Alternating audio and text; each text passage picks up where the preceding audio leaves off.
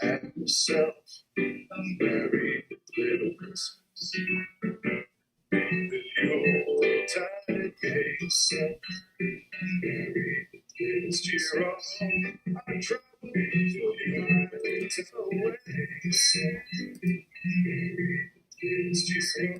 Once again, happy golden days, Jesus. Once again.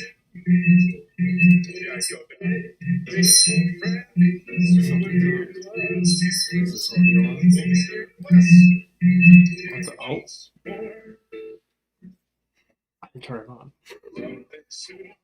We all will be together if the fates allow. Until then, we'll have to muddle through somehow. So have yourself a merry little Christmas now.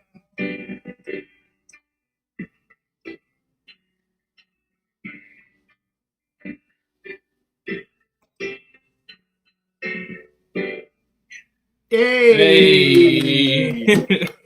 and Coop, that's how we go live, by the way. You just serenaded everybody. Yes. Yes. Merry Christmas on the second day of Hanukkah, everybody. Oh, Doesn't man. just Happy Hanukkah like a Christmas song, right? No? Exactly. People can say they got serenaded by Cooper. Well, I'm and saying. Sure. I kind of wanted to go with the theme because the very first time we had Coop on, he sang. And I believe you played... Did you have a guitar on you, maybe? Maybe in the back, but I Yeah. just bought my first guitar like Oh, you had a few something. months ago. Or maybe you just went a cappella. I'm not sure. But I know the very first one, you definitely sang. I'll have to look I that up. sing a lot. Yeah. Sing a lot. Not well. Every now and again it'll come out sounding right, but most of the time it's I can't. My ear, I'm like, what is that note? And then I'll just start thinking, why does it sound like that? And then I'll just be off key for the entire night. And then I'll be laughed at by everybody, namely Albin.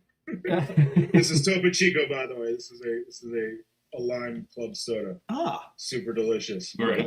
It's very satisfying. yes. All right. I have a...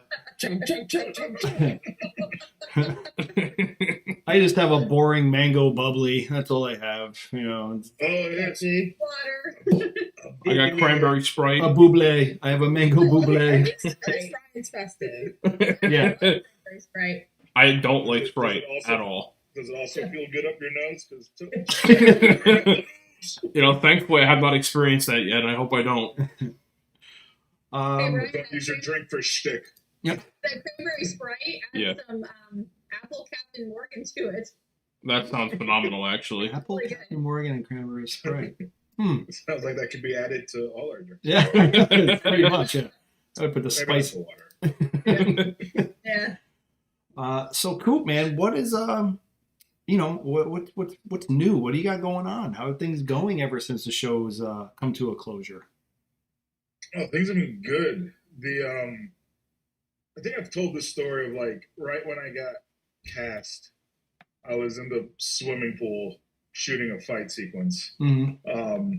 So pretty much I just went right back to going and working with friends on stuff. So we have a few projects that we're hopefully shooting beginning of next year. And I've been writing a bit, which is, has been nice doing this animation. And then for like the last 8 months or so. So hopefully that'll be, it's not like I feel like it's not that big a thing, but they're still making it like, don't talk about it. Okay. And then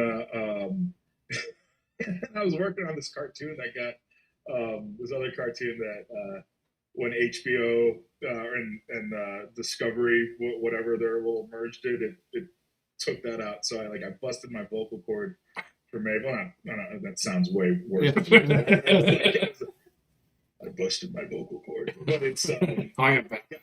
I'm Batman. But yeah, it hurt. And then the day after, they're like, "Oh, they canceled it." I was like, "Great, like busted for nothing." But hopefully doing some stuff that you guys will get to see. All right. But yeah, it's been nice to sort of like prepping, shooting stuff, and I like getting behind the camera again. So there's a lot of things that I want to be able to do while I wait for whatever the next time consuming thing will be. But yeah, it's been, I don't know. My stress level has gone like down. So Yeah. that feels nice. After that, well, that's the thing. After that amount of time on a show, like, are you looking? Is that something you're looking to get back into? Is like find another, mainstream thing that you can, or are you looking to like branch out more and test the waters on other things like writing, directing? Yeah, I want to sort of get to that point of things, but I mean, like, it's, there's some stuff where, you get close to it, audition wise, and then, they're like, oh, they liked it a lot, and it's going to go to this person. You're like, dope, cool, enjoy. But I've never, to me, acting was always something where, like, if a thing came up, like an audition would come up, I would do it, but I'm never really active about it. I'm not really active about acting. Acting is something I enjoy a lot, but it's, at the end of the day, I always feel like I'm just too controlled, and especially like I have a different way of speaking and talking, and I don't finish sentences. This is a thing I've learned about myself. I don't finish a sentence. And so every time I'm reading these, I'm reading these other words. This is really good writing. It's just not, just doesn't. I'm not in it. I'm not in it as much as I'd like to be. So Right. I should get better at acting, I guess. But a lot of that though is just I don't like because I'm saying I don't like the control. I don't like having. It's not like I love having a director and a producer, but then it goes above that, and then it goes above that, and decisions that are being made are from people you've never met before, and Right. I don't enjoy that part of this at all. So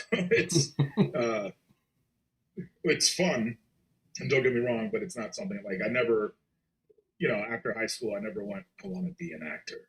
I want to touch people's lives with my acting. There are people that can do that, and they're great at it, and I want them to continue doing that. But yeah, my thing is I'm sure something will come up, and I'll do it, and I'll be happy. But the most fun I have is when, I work with friends, I create ideas with friends, and, and hopefully, now that some things have changed since, me being in a swimming pool shooting a fight sequence to now, I can now create with those friends. So, yeah, I don't know, making a movie, there's so many, in the TV show, there's so many parts, and like everyone can do it. And that was the thing I always got frustrated at that in high school. There was like, well, think of a backup, for working in film. I'm like, there's so many things to do. It's like all those names scrolling, people that work on this, Yeah. It's I just had a conversation with this is a crazy world. I was looking at I saw the okay, now I can start the Kevin Bacon on Guardian. Yeah. Oh yeah. Yep. Yeah. And I saw Kevin Bacon. I'm, oh man, I love Kevin Bacon. And then I was thinking about Apollo 13. And then I'm watching him and oh my God, Billy. No, why can't I think of his name? Bill Paxton. And they're Okay. throwing a football like when they have like anti-gravity, so they're just floating and throwing a football around, and then it drops. And I was talking about that with a buddy, and he was like, "Oh yeah, I was there." I was like, "What?" I was like, "He's like, yeah, no, I did. I worked on that. Yeah, we're there for like a week and a half, and we would go up for 3 hours at a time." And I was like, "That's just so crazy," thinking about. But there's so many, because you're thinking, "Oh, how to be an actor on that kind of plane?" But then I'm like, "Oh, well, he's a costumer on that plane. That's amazing." So there's, so there's so many parts to the in the job. Within film, there's so many jobs in it that. I always got frustrated when people say find a backup. Yeah. But that's basically that's like saying, hey, why don't you just give up? You know what I mean? Like, who does that? It's just like, I mean, even people who like my sister is an accountant, and I think she's like, I don't want your her life at all. Right. But then, you know, I'm like, there are accountants. There are many accountants, you know, on productions. You know, Mhm. kind of need them. We like accountants. Right. It's They're like great to see every week. the good thing though with working in film, like once you know one thing, like once you know a few things, I should say, you're so wanted and you're so needed. Like just today, I went from editing something to filming something to directing something, all within 6 hours. So it's like Amazing. so cool. Once you know one thing, you know everything. That also sounds like a whirlwind of trouble. Wait, what happened? They're like, Well, hey, they all. I work in a 4-person television studio, Oh, okay. so it's That's a fun. lot. We know everything to do there. Yeah, I mean, it's like you have to. It's one you have to be able to jump on to the you know the different things. And plus, I mean, it's you know I like knowing more. You know, and the more and like everything else, the more you know, then you realize how little you know of all these things. You know, you're like, oh, I know not a lot at all. You know, but you know, I know enough to like to waste some money. Real quick, I want to send condolences to Linda.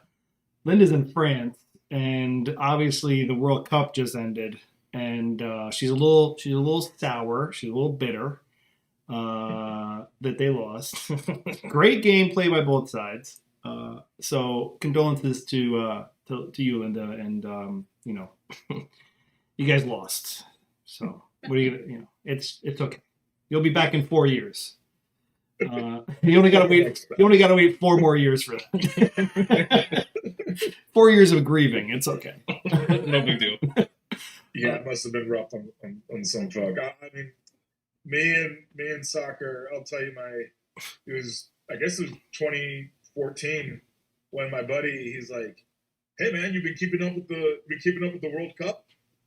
And then I respond, "Judging by the phrasing of your sentence, it has now occurred to me that the World Cup is not one game." And that was my response to that. Yeah. The thing that was actually the thing that was really cool for the thing that was cool for us locally is the captain for the USA team literally graduated from a high school that's 15 minutes away from where we live. Oh wow! Yeah, so that was actually really cool for like the local area. Yeah. You know? That was really big news up here. So you know, We don't get satisfaction like that up here that often. No. If someone's not getting shot, we're not in the news. So it's kind of how it rolls. our two main, you know, claim to fame is JDM and Paul Rudd living, you know, within 30 minutes of us. That's it. That's our normal claim to fame, you know. Yeah. Still waiting to bump into him. Their candy shop. Yeah. Yep. Samuel's Sweet Shop. Yep. It's about What's it called? Samuel's Sweet Shop. Samuel's. Yeah. Samuel's. Yeah. Yep. The original owner was, you know, Samuel, a very old gentleman, and then when I think he was losing the business. I don't think he was old. I think he was. Was he ill? Sick. Yeah, and then okay. And then they took over. Yeah. So there's like maybe 5 people. I forget. There's 4 or 5 people that own it together. yeah, I think it's Paul Rudd's wife, Paul, and then. Well, it's like those 2 couples, the Morgans and Paul Rudd and his wife, and then there's 2 others that are. Yeah. You should text him and you should text JDM and be like, hey, where's my candy gift bag for the holidays? I will. You know, be like, I think I should. I gotta send them Blu-rays Yeah. I say after you just whooped me in fantasy football, can I get some candy? It's the least you could do. Can I get some candy I need to sweeten this loss up a little bit. Yeah, I was really confident too. It was JDM beat me in fantasy football last week. Not cool. Not cool. So there's a question, and I was going to ask before it goes, and we forget about it. So Anthony asked, would ask Cooper, could you see yourself playing any other Walking Dead character? Who would that be? I mean, not really. I mean, there's. Yeah, I mean, we could, but I mean, like, personally, to me, like, I feel like we all connected very strongly to our characters. There was there is a part, I believe, in just the casting process where there's a little bit of us in our characters, maybe more than a little for some of us, but it's I don't know, it just feels like mine, you know. It's like, oh, Jerry's, I'm Jerry. No, I don't want to. No one else could be Jerry though. But I mean, if, you know, it'd be fun to play, you know, characters like Eugene, you know, and you know, you know, get to just have like these crazy long monologues and just constantly have to use your brain. I mean, I felt like just thinking about him because I loved his arc, like his whole final arc, and it was a guy that just he had to be smarter to survive. You know, whether just knowing stuff or just for the fact that like he had to convince them on a lie so that they wouldn't leave him behind. You know, I mean, it's a frightened guy. You know, all he has is his way of convincing people, and then he starts, you know. He starts becoming that, he starts crying, and then he starts finding a little bit of that backbone, and he knows. And in this season, I felt like he knows what he was supposed to do, and he really tries. I love that he didn't just become like this expert liar. You know, he didn't become this great fighter. He just became a person of will. So that would have been a fun character. But I mean, I don't, you know, I'd rather see, you know, Josh do that. All right, we're gonna redo everything, guys. We're gonna redo all 11 seasons. Everyone just pick a different. I'd watch it. You could do it would be like a Marvel what if. Yeah. You know, like a TWD what if, you know? What if you were Negan, you know? I mean, who knows? Oh, hell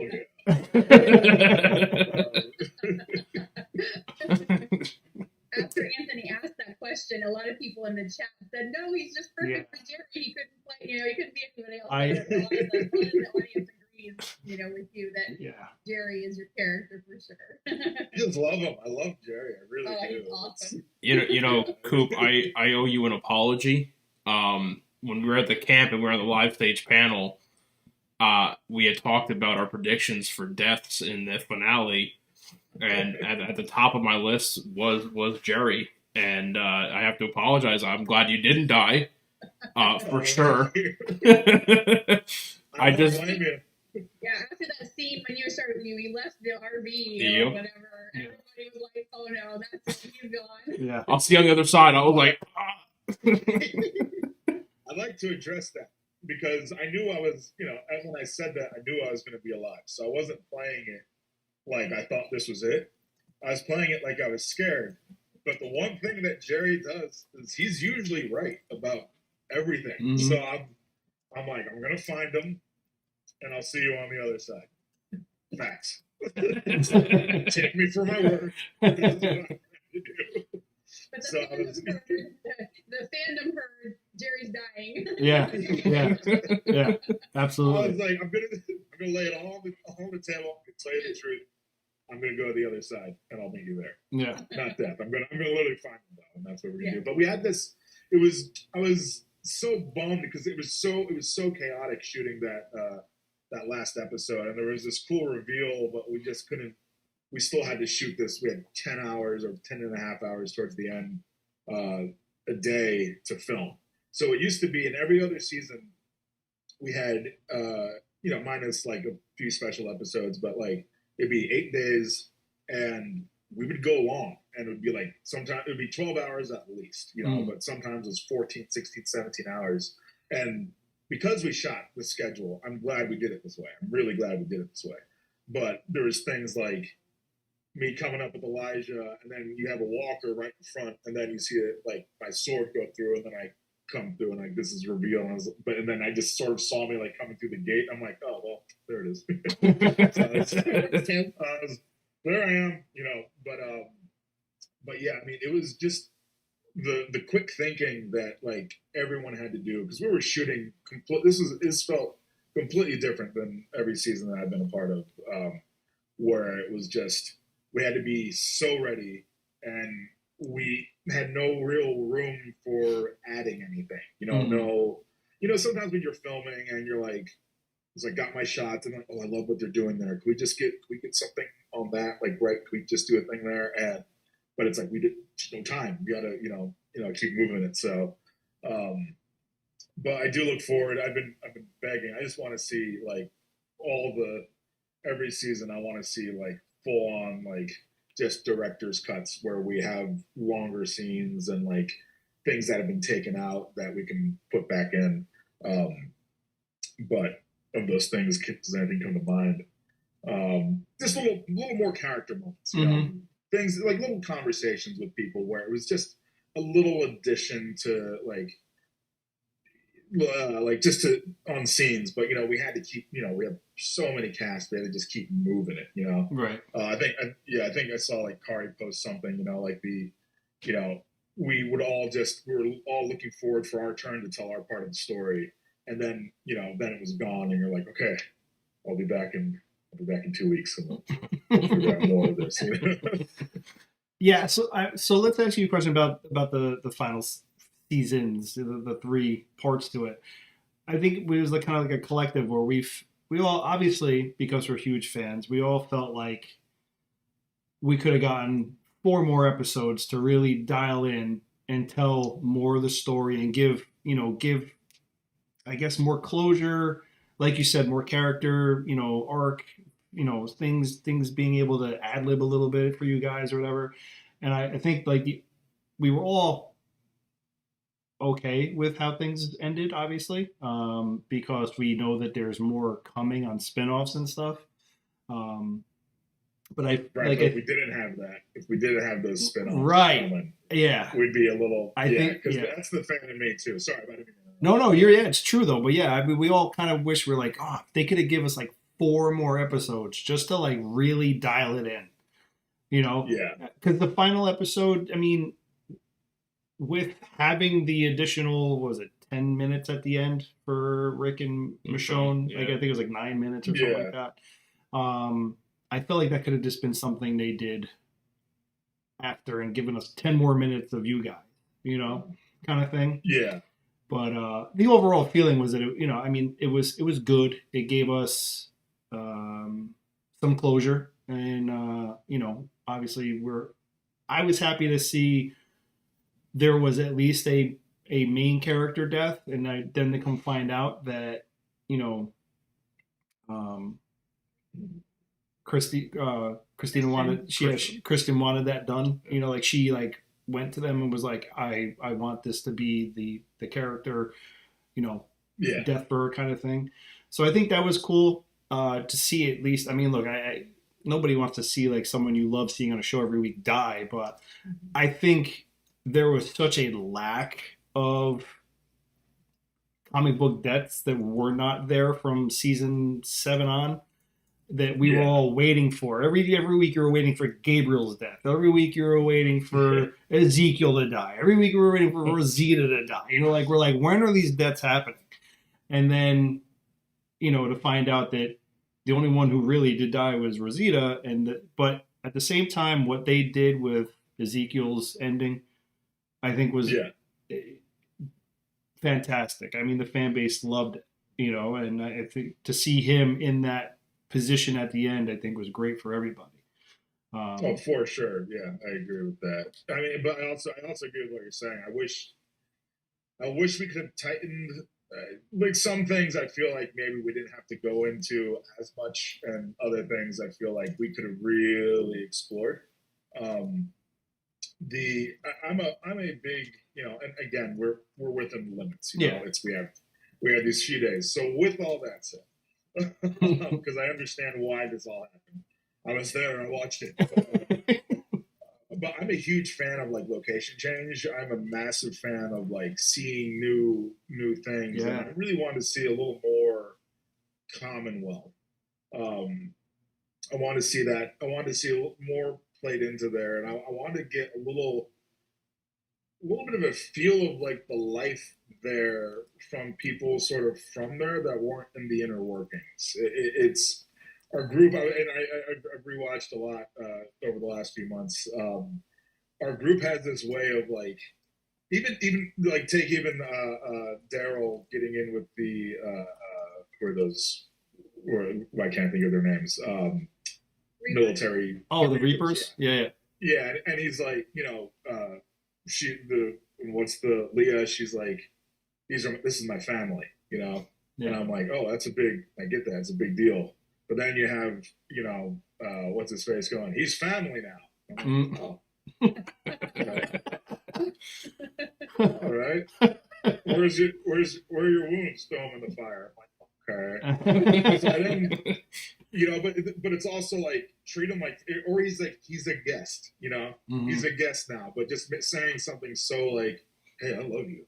Yeah. Hey, your family, I love you. No, just so like, and I love the performances. It was just, I didn't like how, we always have this way of all these new groups are like, hey, you know what?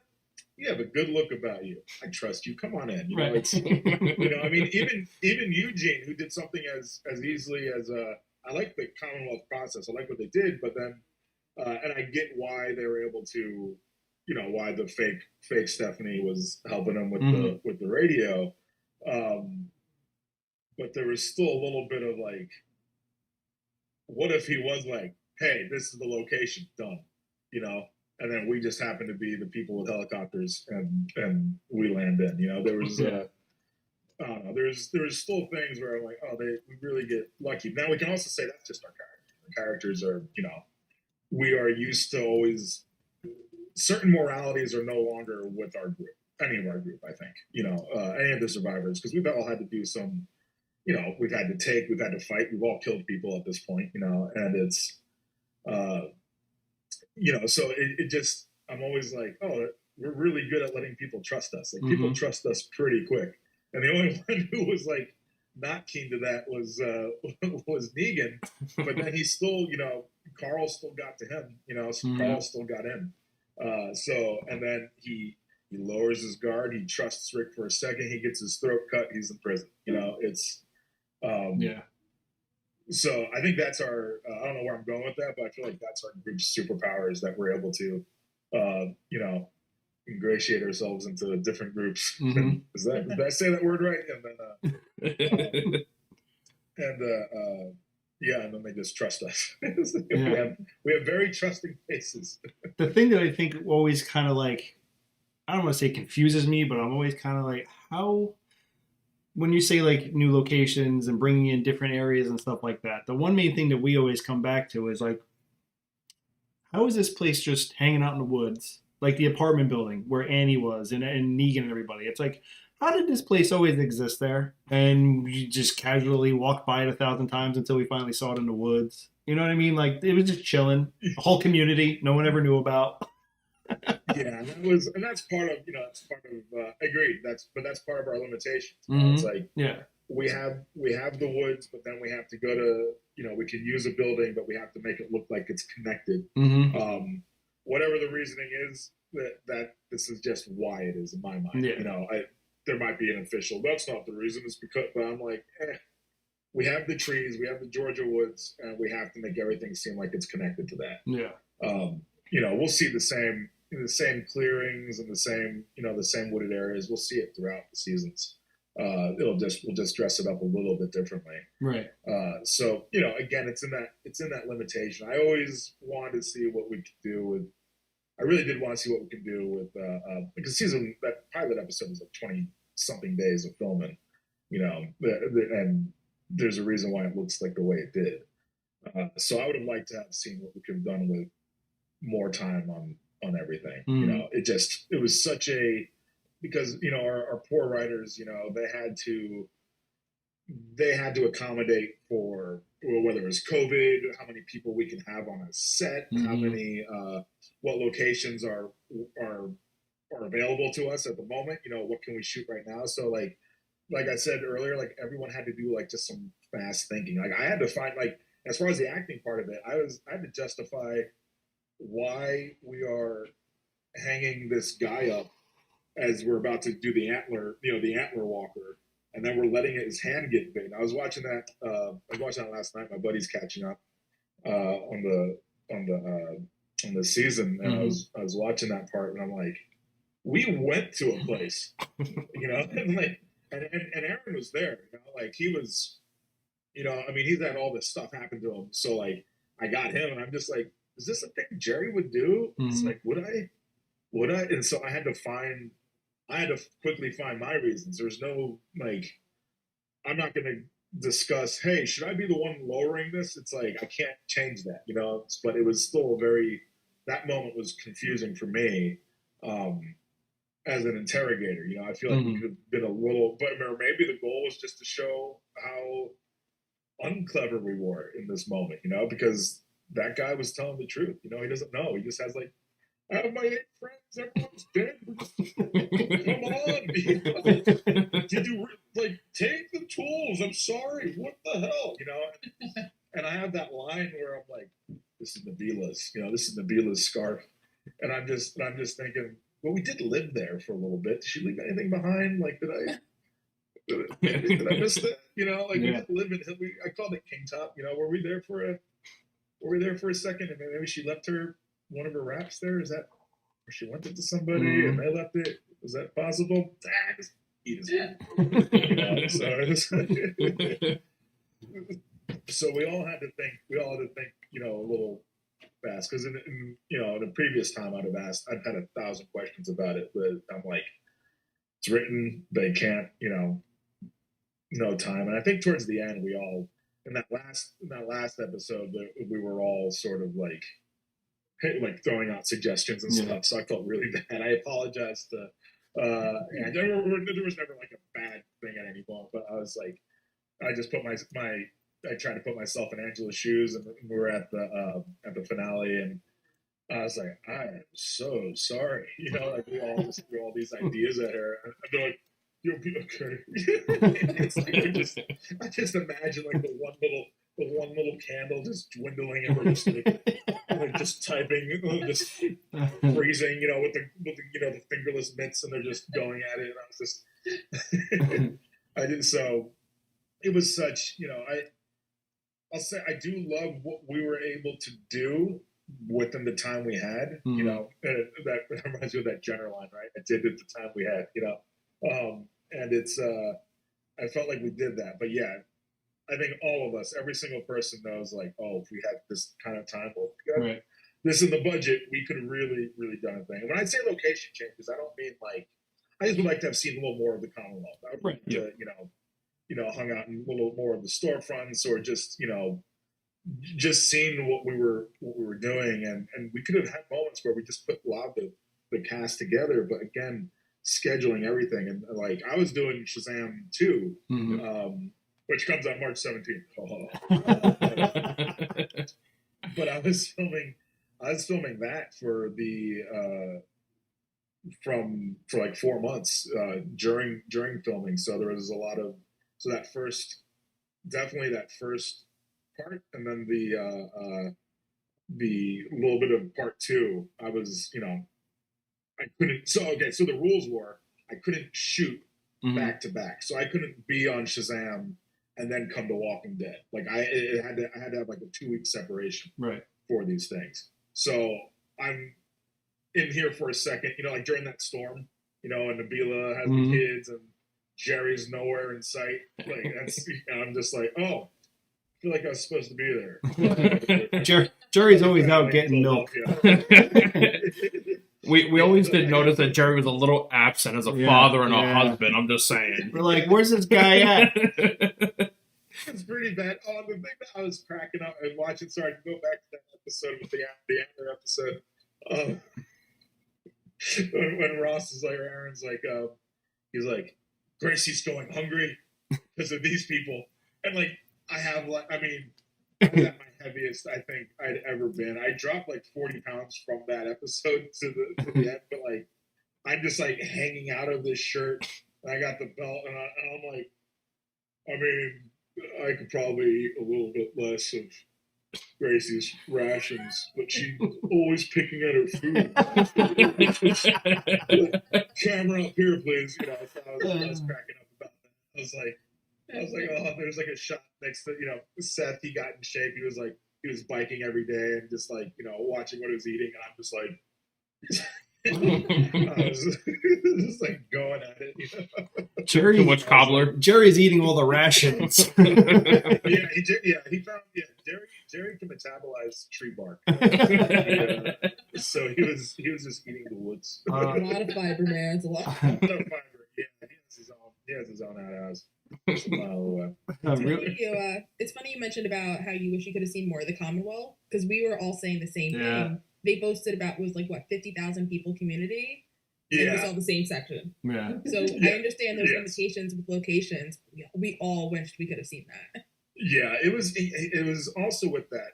Like, I like to have seen a little more stuff. I mean, I feel like we could have done more stuff in the train station. Put a hot dog stand in there. You got gold. No, but The dirty water dog. Dirty water dog. Yeah. at least for the beginning of it, they were what they were telling me is that we were only able to have 50 background at a time. So it's like there's 50,000 people here, and like here's a protest, all right? Because these people, these 50 people, they were there pretty much every day. Yeah. So they were with us this whole time being tested, and we weren't bringing in new background. So it was a hard effort to make everyone, not look like they did earlier, and try and make a place look populated and busy.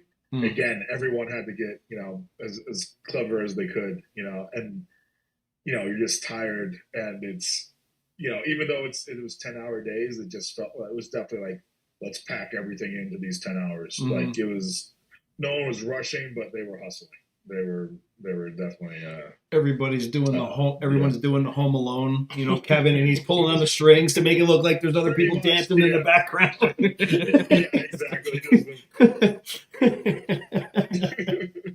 Oh man. I think I'm 2 days away from getting to the Home Alones, the Christmas watching. Yeah, Nice. it's coming. I gotta start it out. Christmas Eve always starts with Die Hard. Absolutely. And then Die Hard 2, and then I go into the nicer, friendlier stuff, So. Yeah, and Get the important stuff first. let's talk about Die Hard for a second. All right. I was on Simon. I wasn't on it, but I was watching Simon Pegg's Instagram live. I'm such a massive fan of him, but he was like, even Bruce Willis said that it's not a Christmas movie, and I'm like, I don't care. Yeah, It's a yeah, Christmas movie. exactly. It's like It's too a late. Bruce Willis Christmas movie. Yeah, Yeah, it's a brute. Yeah, it's.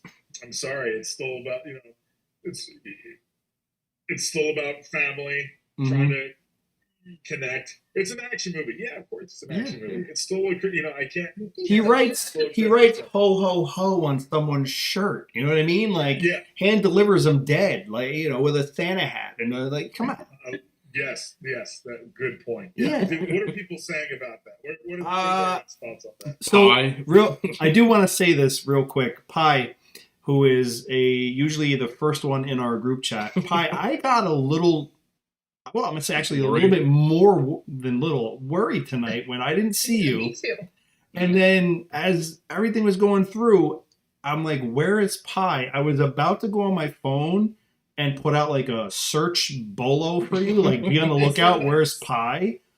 And then this stranger popped into our chat under a new name, and it's Pie. So, Pie, I don't know what happened with your original account, but we're very happy you're here under Madame Adam, I guess. I don't know who that is, but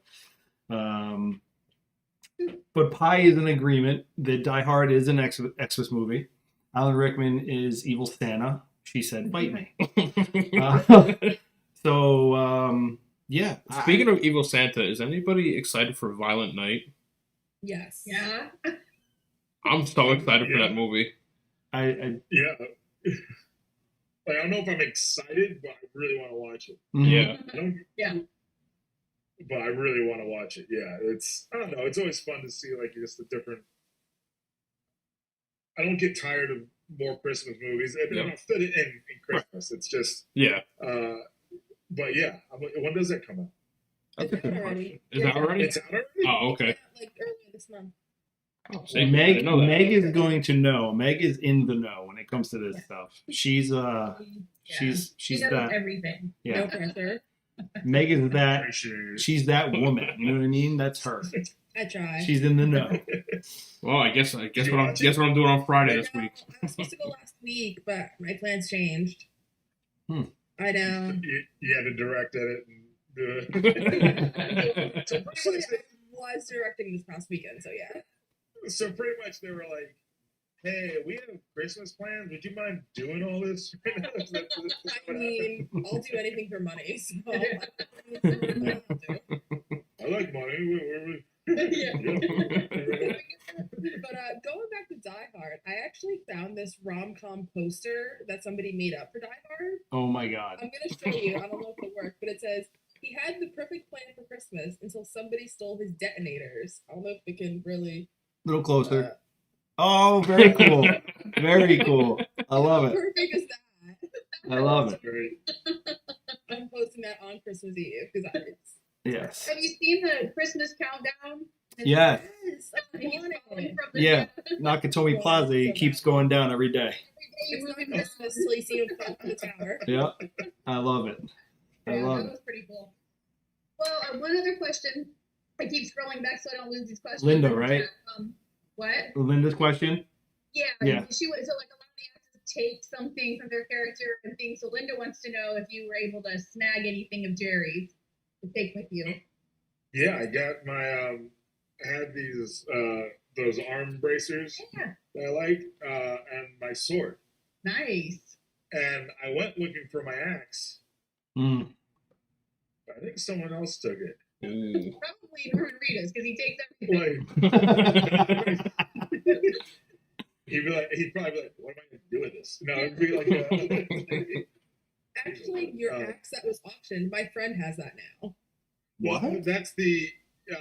He has the rubber. He has the one Yeah. he used for Mhm. fighting. Yeah. I mean, my axe, like The real they're one. my metal axes. I think someone took them, and I think I'm not gonna say who. I think it was taken a few years ago. Is my guess. Mm. Is what I'm thinking because I don't have it. And that thing was legit, like, what, 40, 50 pounds? How much was that thing? How much It did felt it like that. No, Yeah. it was like when we. It was a actually huge did one, axe. It was huge, Huge. and the way it lifted, I would say it was anywhere between. Oh, God, I used to think it was heavier than it was, but it was probably 18-ish pounds. Okay. In that length. Right. And the way it was used, but every time, like I think I've told this, but like first time Andy picked it up, because they painted it with like a spray paint, but it's real metal. So I don't know why we had to do that. I didn't see what the metal looked like beforehand. But when Andy is like, is that supposed to be like a fake axe? And I hand it to him like this, and then he goes, it was this heavy thing, and then same thing with that season 7 finale when I handed it to Norman, and he was like, "Oh shit!" Mm. He's like, "Look, it's heavy," and Lenny would always Morgan, Lenny, he was always like, it was like watching someone pick up Thor's hammer. I always pass it off, but no one. I mean, because I can still move it. I can still swing it around, no problem. But like, that's why I wanted to have this one scene I never get to have where I just take that axe, slam it into a tree, and then just keep throwing walkers' bodies, like throwing. Oh yeah. Oh. Oh, that would have been badass. Come on. Like different hand exchanges and being like pop, like just keep throwing them, having Yeah. their gloves on, and just slamming their heads into the side of that axe. There was so many like. How Again, awesome it's would just that have time. been? It'd be cool. There's so many little action things that I would love to have played with because there's so many moments for almost every character where I just wanted to like kind of go in there and be like, hey, can we do this? Did you ever make that suggestion, or were they just kind of like, nah, that's not the direction we want to go with it? By the time I got comfortable in making suggestions, I was with the sword at that point. Yeah, okay. Yeah, so it was a very, and again, this, I had it on Talking Dead and all that, but I was like, I really want to just show me move the sword at least once. I want you to see me just do the sword thing once. So I was lucky to get even that little bit in there, just time. But yeah, Right. I really wanted to. I would love to have done a little more with all the action. I think if I had looking back on everything, I would have had more fun. Just if we could have. I'm a big fan of. There's ways to shoot it cleanly without making it harder or longer. But it's you know, my friends do this, and it's a great way, but it's, you know, you shoot to edit, you know, when it comes to fighting. Mm-hmm. So we don't do these massive wides and then go, you know, do the whole fight again from closer, and then do the whole fight again from this angle. You do exchange, kill, exchange, kill, and then, but it's each kill make that the cut, you know. So I got very tired of like seeing us like lift a weapon and then cut and then, you know, I was getting tired of that kind of thing. So I would like to have played more with all that, but I just, again, time, you know, and that's a whole other thing. So that's not a knock, guys. Oh yeah. Like, No, I just watched I just watched my buddy say something about he said something on a panel, and then they just completely misconstrue it, and I'm like, that's not what he said, you know. So I'm just like, we misinterpreted. we don't do that. It just takes that one person to be like, he said Yes, this. yeah. Cooper Andrew says they're the worst thing ever. I'm like, that's not. What I said? That's it. Cooper said he wasn't allowed to do what he wanted because of time restraint. No. We always make jokes about that. Like we had Xander on, you know, however long ago, and you know, we had made a joke, and we said, "Oh, you heard it here, folks. Xander Berkeley confirms Gregory is still alive." And we're like, you know, we just kept making jokes that someone's gonna clip that and be like, "Oh my God, Xander Berkeley confirms." You know, it's so funny. The fandom is very crazy. What do you mean by that? What did I say the other day?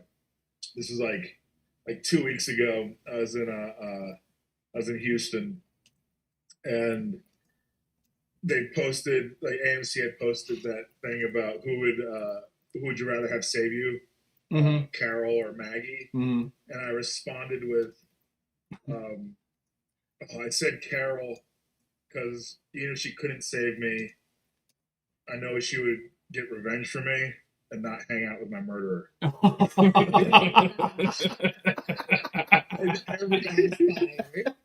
And everyone was like, "Excuse you?" And I'm like, "Oh my God." Tough crowd. Yeah. Oh. Someone was like, then they were like, didn't Carol release Negan? I'm like, yeah, but Negan didn't kill her husband. But you know who killed her kid? Alpha. You know what she did, no matter who it hurt or what, she released Negan to make sure that Alpha died. Like, that was I'm like, yeah, that's my point. That's what I'm trying to tell you. So there was like this whole like, how dare he? What is it? Maggie saved him when he was with Simon when she said no. I'm like, nah. So that's the one thing I will miss. That I will miss the deep rooted hardcore opinions. No matter how hard, you know, they misconstrue a thing. I'm gonna miss that a lot about the fandom for sure. You know, because I always loved that kind of like intensity. I was like, oh damn, I'm sorry, but good. And then I remember years ago, I had made a comment about like Carol and Daryl, and like, in my opinion, has always been the same. It's never changed. Like, I've always thought they love each other as friends. I've always thought it was just this thing beyond something that wasn't messy like romance. It wasn't like, and that's the thing, that it's like their love is beyond romance is how I always thought about those two characters. And then so I first moved in the house, and there's this soft piece of drywall, and I started tapping it. And then immediately all these yellow jackets, which I'm allergic to, just shoot out. Like literally 140 yellow jackets shoot out of the house. First, only one sting, but it's the first one. Hits me right in the lip.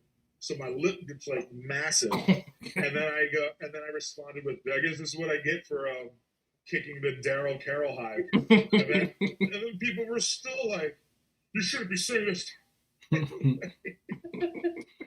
So again, I will miss all of that stuff. Oh, there was massive, Twitter brawls between, you know, Carol and Daryl and Connie and Daryl. Oh my God, all the shippers were going nuts over that. I love it. I guess I knew it, but I didn't realize how. I saw Someone said something about Michonne abandoning her children. Woo, you should have seen a light up.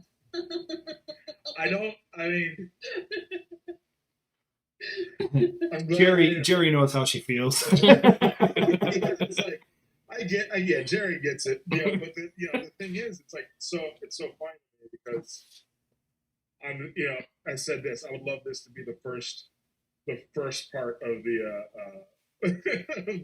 of the Rick Michonne spinoff. I think it'd be hilarious if it was like, you left her for the war. What kind of war? People wearing masks. Masks. They're gonna kill babies after what? I wanted to see like that should be to find you. What? It's like, I've been gone for 6 years. You could have waited for And me. he doesn't even know about RJ. Yeah. He doesn't know what his son. Like, No, yeah, he doesn't. So- Yeah, I mean, yeah, not this Judith, but his son. I mean, it's like, Anderson? I get that Michonne trusts Daryl and Carol and Maggie and stuff. Daryl's not even there. He left. That's what I'm saying. But she doesn't know that. Milk never came back. Yeah. In her defense, she doesn't know that because at the time Daryl was there. Mm, But I'm like, Yeah, like it's just Carol. yeah, It's just Yeah. Carol left. it's gonna be a lot of flowers. Pretty soon, All the kids. pretty soon, Jerry and Nabil are gonna have a fucking orphanage going on in, Yeah, pretty much. in Alexandria. Yeah. That's how I think. Nabila's daycare. That's for everyone. Leave the Everyone kids knows with you don't Jerry leave and Carol Nabila. with the kids. I'm saying. It's like leave It's a Carol whole with worry. everything else. Leave everything else with it. And it may not even be Carol's fault. It's just that's her luck. Mm. Yeah. She survives all these crazy situations. That's the positive. But on the other side, oh boy, her children. Well, kind of like Lydia killing her boyfriends, right? I mean, let's be honest. Yeah. I mean, Sorry, Cassidy. we were just Sorry, Cassidy. yeah. We were just waiting Jerry. for Elijah to be dead. We're like, well, Elijah's next. He's chopping block. You know. Jerry intervened to prevent that. Yeah. He got in the way of the timeline. It was supposed to happen. He interrupted fate. So here's a, Final Destination all over again. yeah. Yeah, exactly. Here's a little hypothetical for you, right? We have the spin-offs happening, and we have the TWD tales and all that stuff. I mean, we all know that you had a moment with Ross when you guys were at that Kingdom 2, I'll call it, where you were going to be Yes. King Jerry and Queen Nabila and stuff like that. If they're ever at the, at the table there doing storylines and stuff, and your phone rings, are you diving into that? That one episode's hit where it's like a little backstory on you guys from like Tales of the Walking Dead? It would depend. It would really depend. Just because there might be another idea that's way cooler. Oh. So I want Oh, I'd like to think of it like that. Will be in my head. I'm gonna put that in my stocking and open it up on Christmas. Yeah, just There's nothing going on. Right. If that were a thing, I would have a very, very, very long conversation of what I think that would look like, and it would be pretty epic. Look, Angela, hear me out. I've got an idea about a tree and an axe. I'm just saying. Yeah, it's going to be a competition show. It'd be about the weapon making. Yeah. How many walkers can your weapon kill? Just make But it yeah, a if there was, question.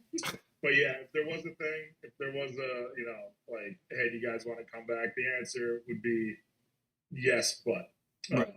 and it would be, yeah. No, I'll leave it at that. Yeah. It would have to be under Yeah. Cooper's Yeah. rules. Yeah, Mm. it'd have to be under a certain. Yeah, I'd put it under a certain thing of rules. Yeah, Sure. Yeah. Yes, Make it yes. yours. Make it yours. Yeah. Yeah. Yeah. So it's something that I've thought about.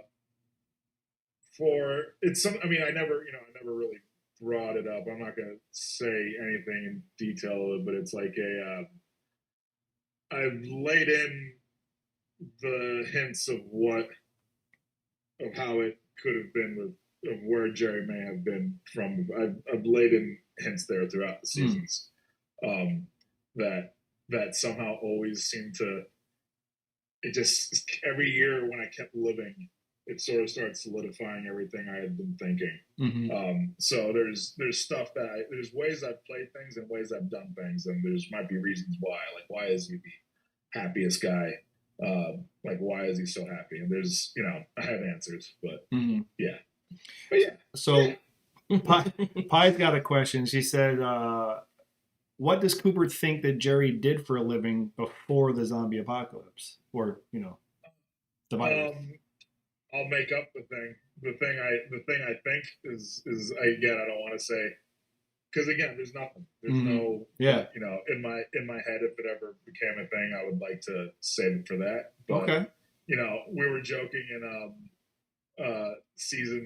end of season 9. When was the snow? It's end of season 9. When we're doing the winter, yeah. And I had this barometer. I was like, what does Jerry know about weather? Horse, like, what? So I was laughing at the idea that you just see my clean-shaven face on the side of a bus, being the weatherman, being like the news team.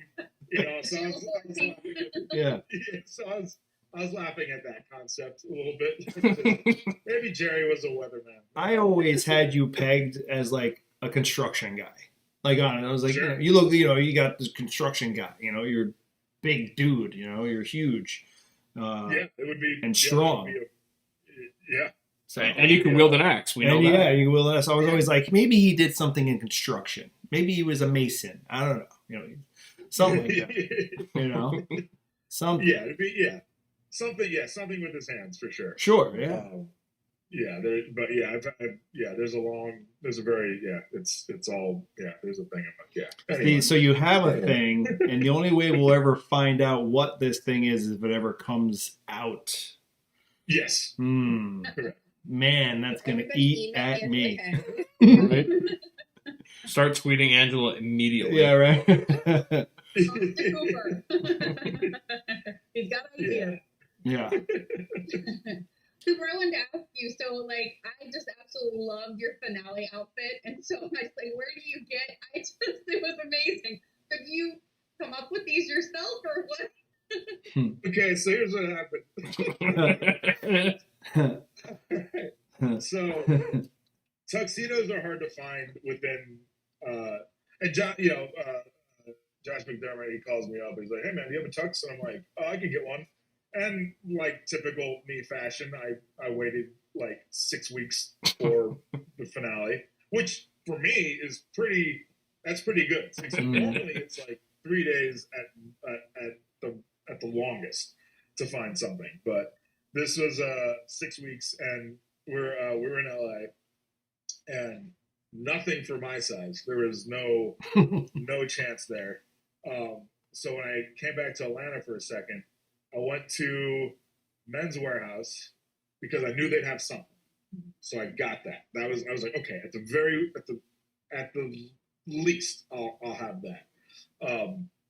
But I was shooting this short film with a friend in Kansas, and I was in this Scottsville or Kansas, something like that, and there was this little boutique that nothing to do with tuxedos, but they go, we rent tuxedos.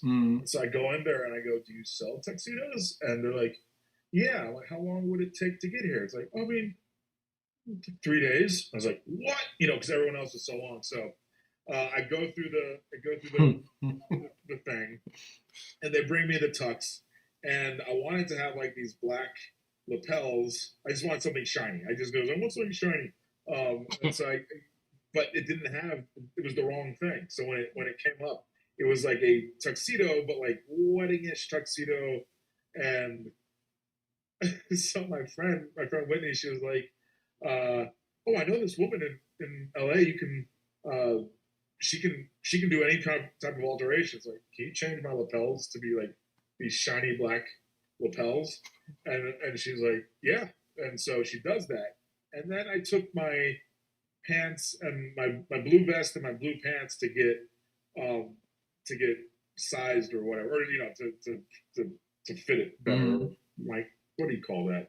Hemmed. Tailored. That's the And, word. Tailored. Yeah. Yeah, tailored and hemmed and all that. And so I take it to them, and I didn't realize that they're closed on Sundays. So when I went to pick it up, it was closed. So I had my backup tuxedo vest and pant. I had the Men's Warehouse stuff. I got that hemmed. And then I went with Callan, who plays Alden. We went, shopping together. It's like, if anyone knows me, it's like I hate shopping. Like I hate it. I absolutely. This is not a thing I like to do, especially for clothes. But I had to find. I knew I wanted the top hat because I always wear my bowler and a scarf. And I was like, all right, I want to class it up. I'm gonna get a top hat and a scarf. And found that just luckily in this one little shop, and then I went to Bloomingdale's to find this one scarf, and it was the only one they had, but it was orange and it was blue. It was perfect.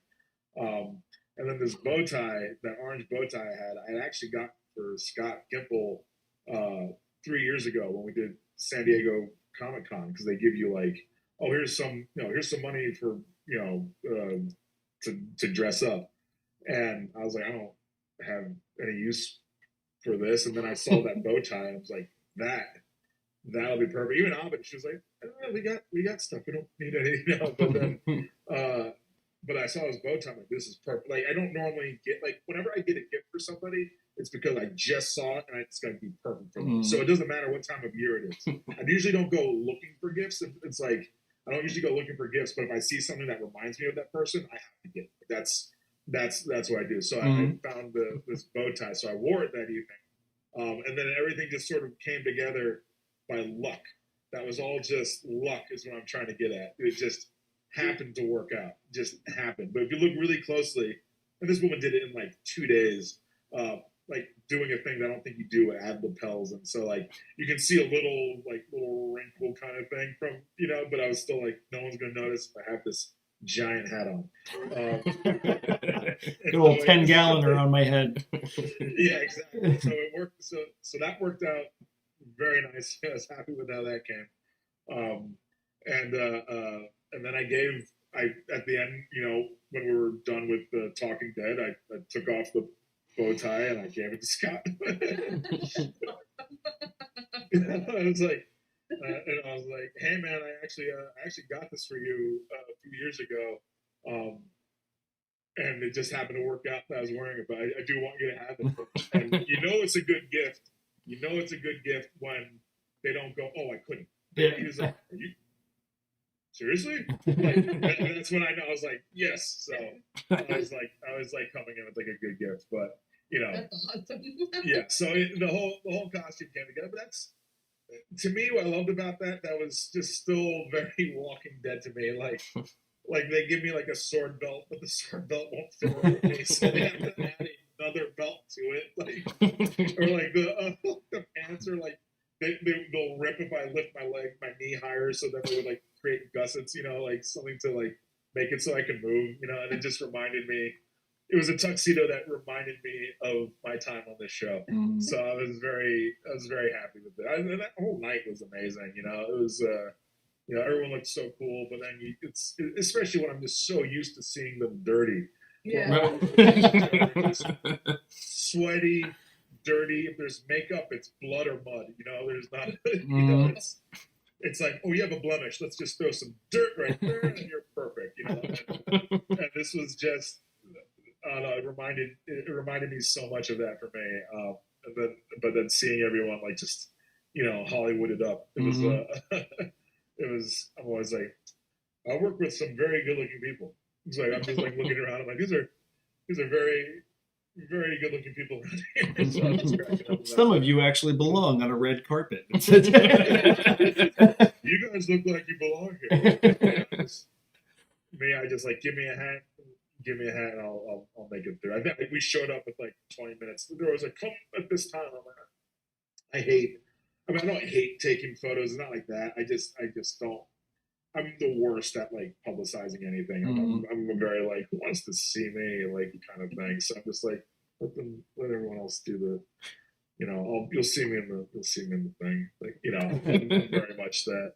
it's just hard enough. I mean, acting started for me.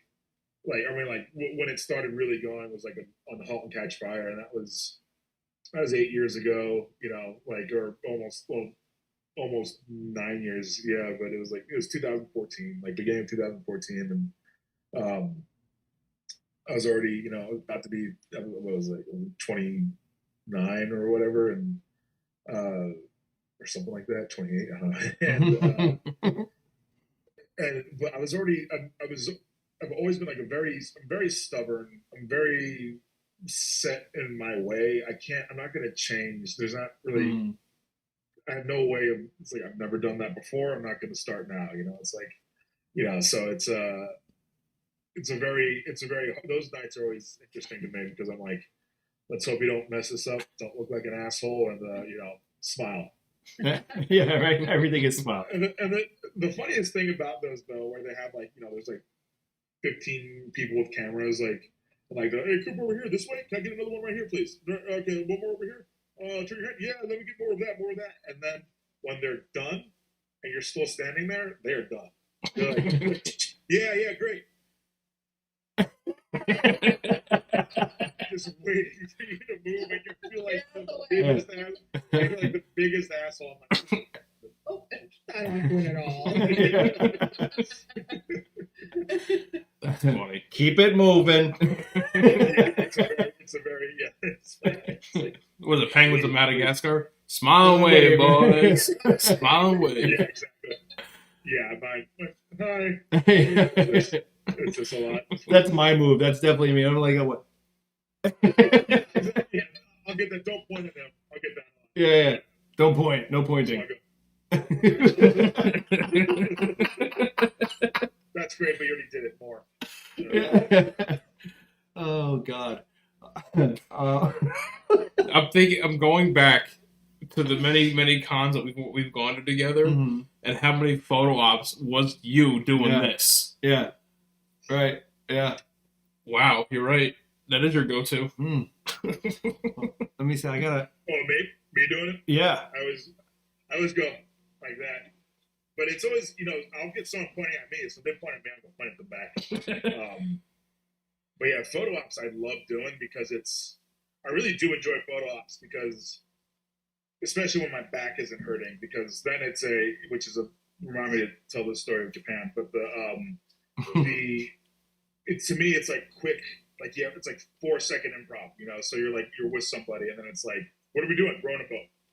And then I'll pick a pose a lot of the time with some folk if I see people in costumes. Like, you do this, you do this, and then so I get a lot of entertainment out of making people do things, and then you'll have 4 of the actors doing something really big, and then the person taking photos like just in the middle, and I love that so much. Just not in the pose at all. Hold on, I got a classic right here. Right there. You got the peace sign, and I'm pointing, and you're doing the peace. That's it. Yeah, see, that's the classic. That's perfect. That is our photos. We got our go-tos. Yeah, that's it. I got the point, and you're doing the peace sign. That's how we roll. Whenever I do peace sign, but you have those great traps, so I do resting my arm on there. Oh, rest my arm here. It feels good. Thank you. So I have that. I'm gonna lean on it, but yeah, and sometimes that's what I do. I'll be so tired, I'll literally just lean on people. It's like hanging on them. I'm 4'10", so I'm perfect to rest your arm on. Just put 4'10" is a good elbow and pounder pose. Yeah. I did a photo op with Stephen Ogg in Chicago, a couple of years ago, and so when I get there, and he was so funny, and he goes, "So what do you want to do for the picture?" I said, "Can you just grab me by the collar and pretend you're going to punch me in the face?" He goes, "Yeah, I can." And my photo was literally him grab me like this, and him just ripping up with his fist like this. And it was just really great because he laughed, and he goes, "That's got to be one of the funniest ones I've done today. Thank you." I was like, "Yeah, no problem." I love Ogg so much. I mean, he's funny, he's quick. I don't know if you follow his Insta, but that stuff he writes, I'm like, jeez, in his head. But he is he's an example of someone where I'm like, that is an actor who can give so much, in his performances. But I just remember how I may have mentioned, but like how we became friends was just that night when he had the gun to my head. You know, Mhm. when his guy, when Mike had the gun to my head, but then he was giving that speech to Maggie and Jesus and everybody, and that was just such a long night. You know, that was like a 5-page or 4-page dialogue monologue of him just going off, and I just remember like my pants like falling off when I'm sliding down the so I'm mooning the entire crew. And the guy, you know, Mike with the gun up to my head, and then him trying to like be tough, but also help me with my pants, like to cover my ass. And it was like, you know, and I just remember just freezing. I just remember eating it over and over. I did like 11, 12 takes falling down on that thing.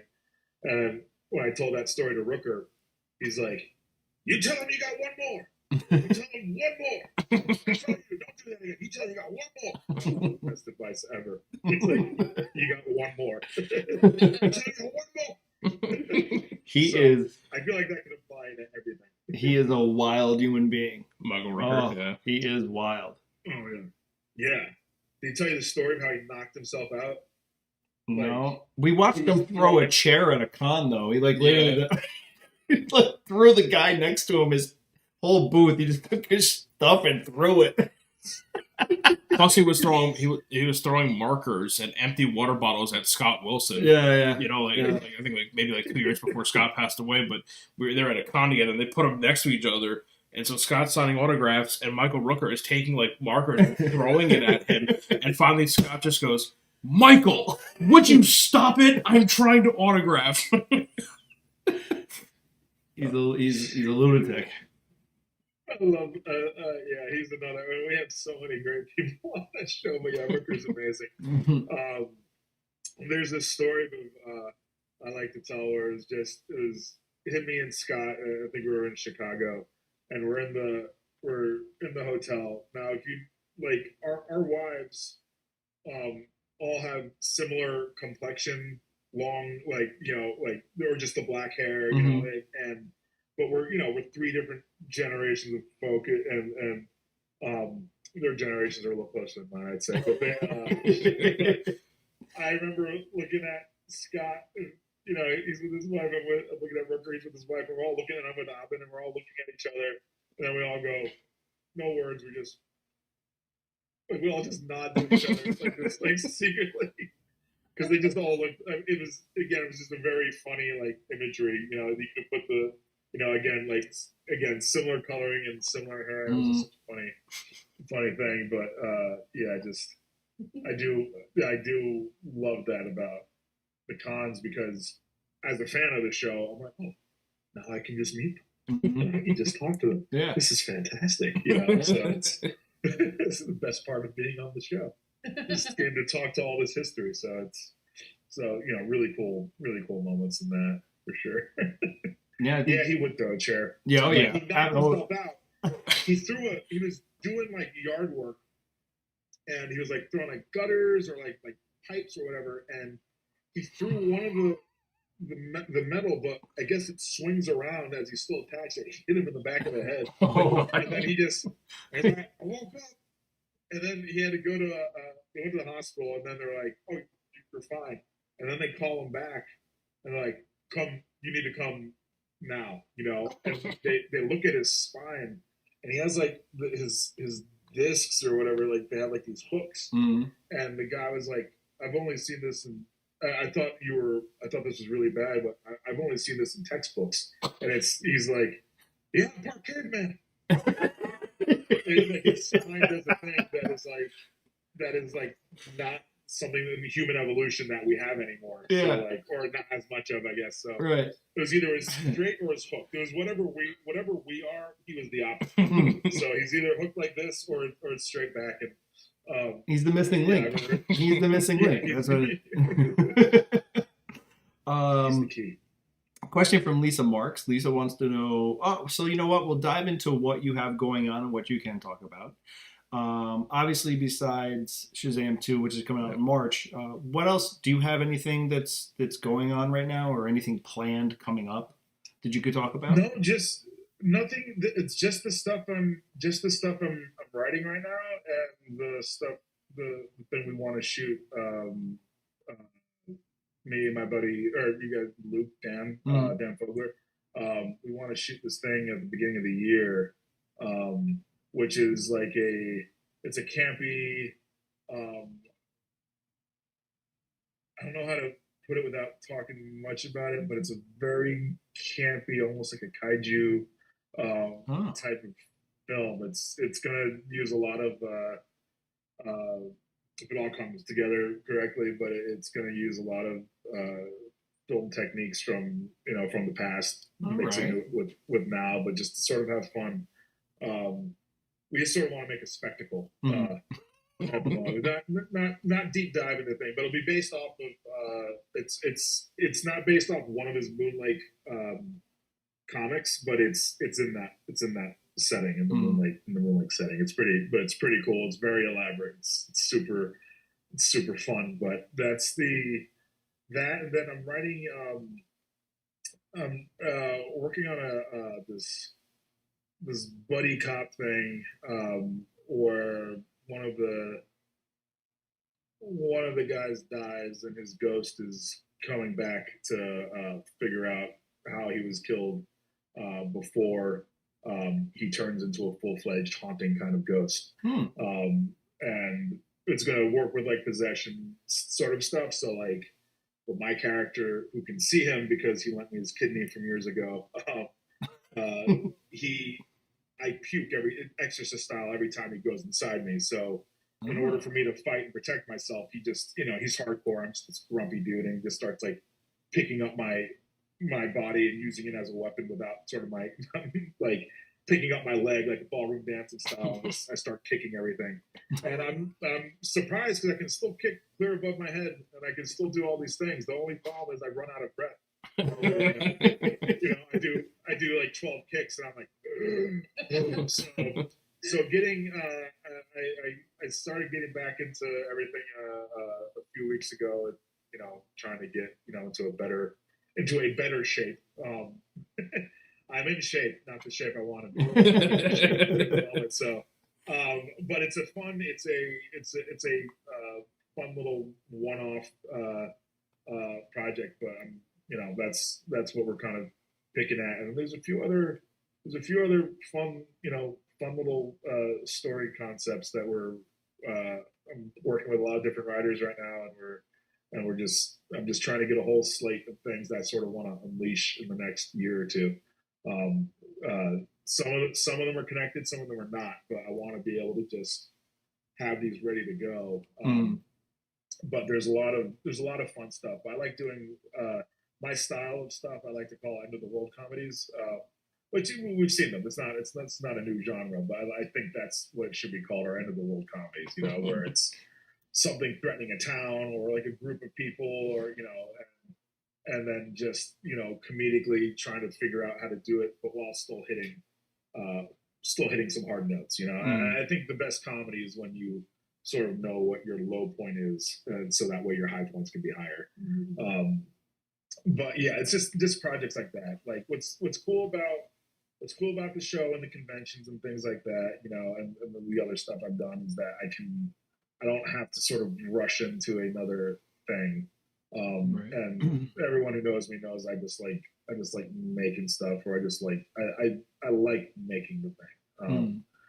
So, but yeah, the more I know on how these things go, the more I'll share. But yeah, but like I said, I haven't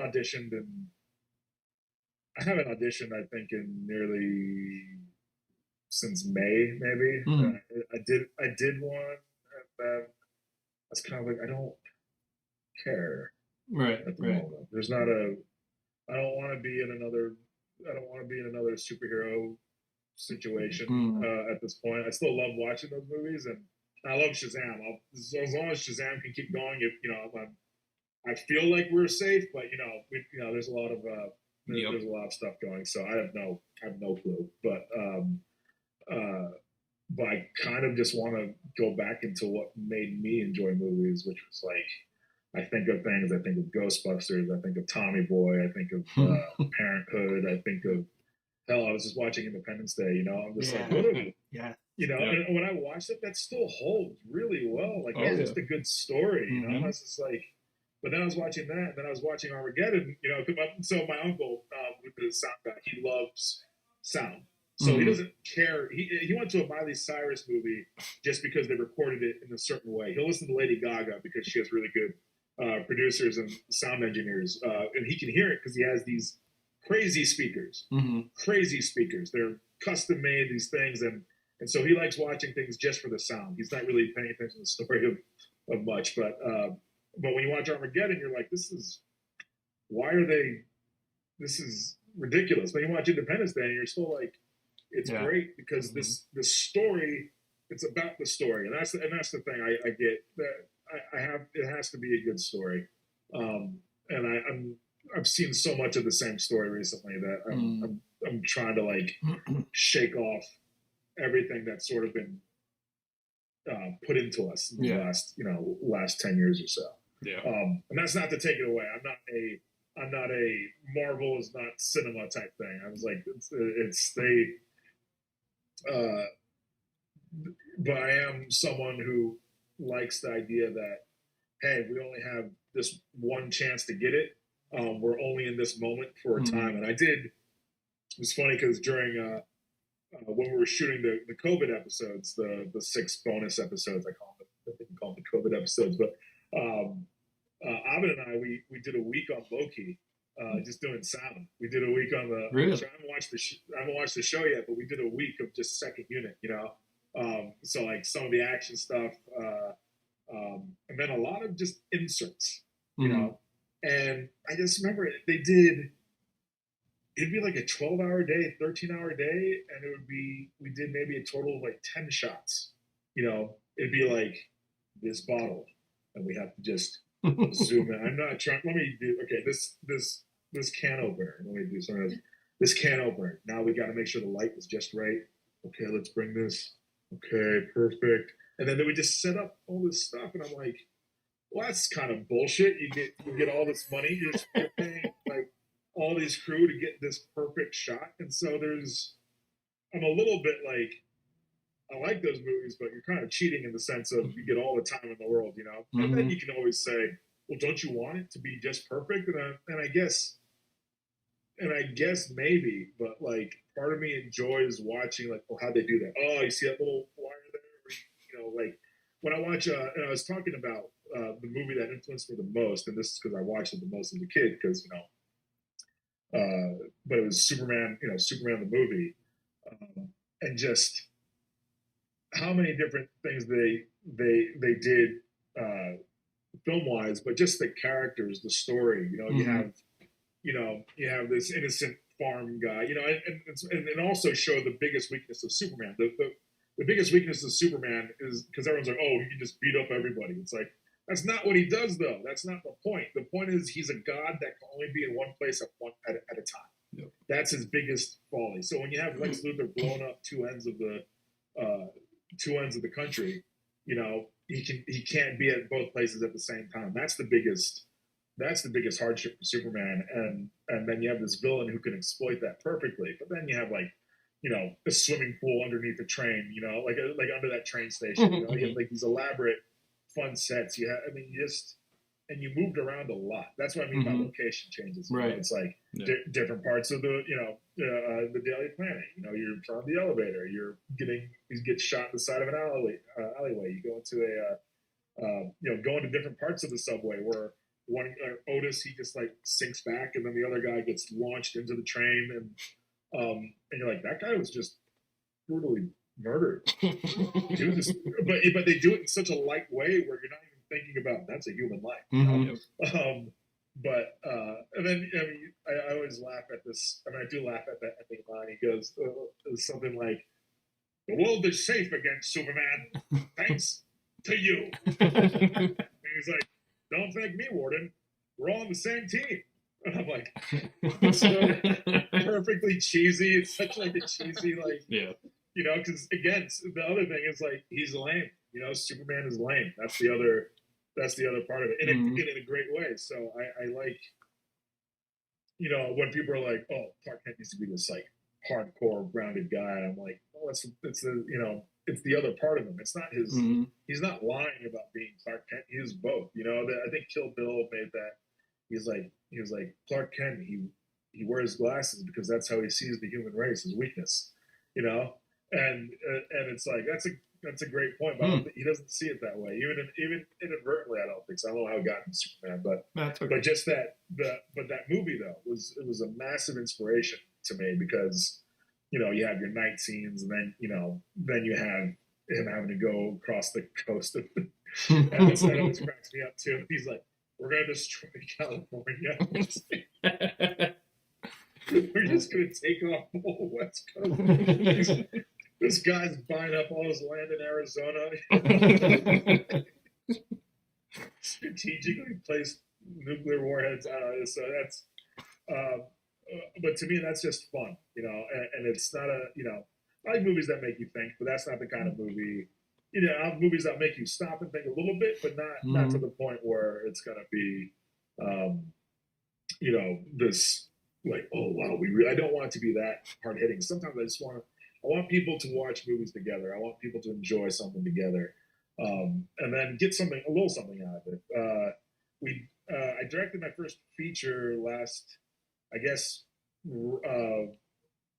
between the COVID episodes and the beginning of our final season. I shot a feature in my house where it's I call it it's a stoner Christmas film. So I had a few friends, you know, and they just stayed. They stayed at the house, you know. So we're, you know, we all quarantined together before we knew what was really going on with everything. So we all sat and shot here, but you know, it's pretty much it's called One Day Christmas, and it's about this small family who celebrates Christmas in a day, doing all the things. You know, you have to make, like, there's rules to it. You know, it's like you can't buy a gift, you have to make a gift, and so on this, I want it to feel like a odd Hallmark film, but in the backdrop, we have Santa's kid who's just pissed at his dad, and he's stealing all the Christmas joy in this one little town to stop Santa's flight path. And so it goes into a complete like what kind of thing, but it was a lot of fun to do, very very colorful, and we'll have I'll have a first little copy of it end of next month, and then we'll, you know, start adding music and doing all the other fun stuff. So I'm looking forward to that too. Forgot about that. I never talk about that. But I did. So I shot. Yeah, I got to shoot a feature, and that was a really fun experience. You know, but it was, you know, but you're acting, directing isn't as much the issue, at least my kind of acting and my kind of directing maybe, but then acting and being your own first AD. We did this bare bones, and when people say bare bones, I mean like, you know, because again, all of us know how to light, we know sound, so we can shape our shots and then be in the shot. So it was just like two people were full on crew that were not in it at all. Everyone else, it's like, oh, you're not acting today. You're holding the boom, you know. And there's all of that, you know. And then while we're running lines, it's like, we got to put up all this, you know, we got to decorate this Christmas tree kind of stuff. So, but to me, that's the most kind of fun. I mean, next time not in my house, but you know, but it's the most kind of fun. Pretty much because I hate drywall. I mean, I love drywall in the sense of like, yeah, we did drywall, but like looking at it film wise, I don't like looking at drywall. I like having like some kind of texture behind it. So if you mud it up or something, or like just put a whole bunch of like pictures. But I'm very into like what am I looking at in a camera, right? You know, so like if you take out the actor, you know, you remove what, like, hey, I'm gone. No, I'm not. Stupid follow. Okay, so if it's like, but it's like what's behind me? And yeah. You know, to me, this is I wouldn't want to. I'd have to have something else. I'd need some other kind of color. I'd need something like foregrounded. But anyway, this would never be a shot. But this is the worst shot. But to me, I'm always like, what's the movie compared to everything, like what's the one thing that a movie is that nothing else is? It's like that is literally a camera. You know, well, you can't have a movie without actors. Yes, you can. Well, you can't have. It's like you can't have a movie without sound. It's like, well, they did. Yeah. And I love sound. And like good sound is so important. So many people miss that. If you're gonna have people talking, your sound has to be on point. You know, no one wants to people sound like this and they can far away. And then right here, and then back to here. Actually, I don't know if the headphones it sounds any different, but still. So there was a lot of, you know, like I like shooting in the woods a lot because you're always gonna have that depth and everything. But I don't know where I'm going with this, but that's but yeah, getting to shoot that in here with friends, and then I would write, you know, we'd have a scene, but then I would rewrite it like the night before, and everyone would learn it. We'd all just know it in our, you know, that's one of the great things. It's like, well, we are actors at the end of the day, and I guess we have 3 pages, you know, that's just 3 pages. We can, you know, give me like 30 minutes, you know, we're at most we're good. You know? It's you know, Lenny always said this. It's like he didn't say anything about what I just said. He'd be like, "You did what?" No, but like, but it's if you know your intention, you know, and everyone knows this. You know, you hear it, but like when he said it, everything made sense to me. You know, so we all know acting is intention. You know, that's the biggest thing. But like, what does that really mean? Not like he says. He was always like, "You will know your lines if you know your intention." And so once that went in my head, there'd be scenes like if I knew what that character was, especially if it was like Walking Dead, Shazam, anything like that. If I knew what's in my head, I would just need to look at it twice, you know, and then it's there. You know, now will it stay with me once that scene's done? No, hell no, it's gone. But like, but as long as you can hold on to that intention, that moment, you can really just learn. Okay, why is it zooming in? I'm just Very sure. That was very dramatic. Yeah, it's a very dramatic close up.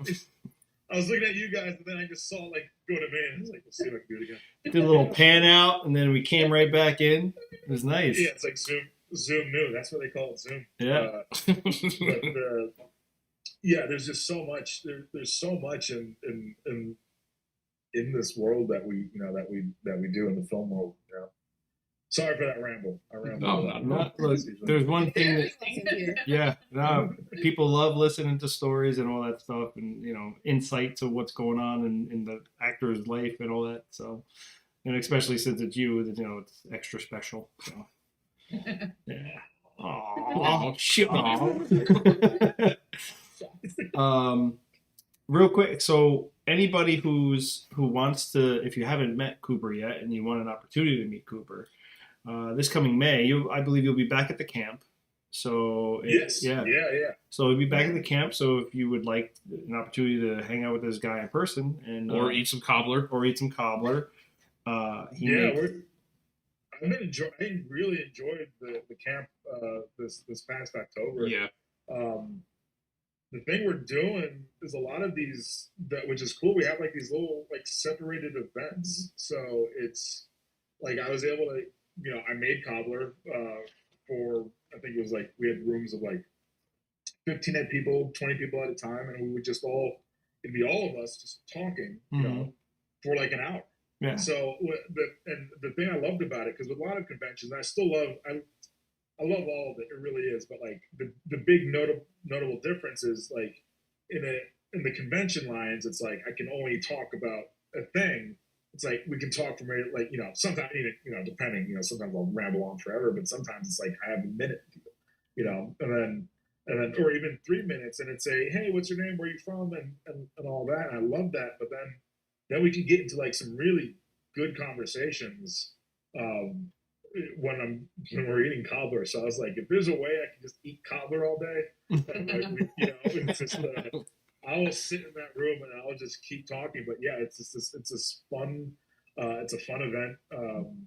And so yeah, how was your guys' time there? Oh, I mean, we have a blast.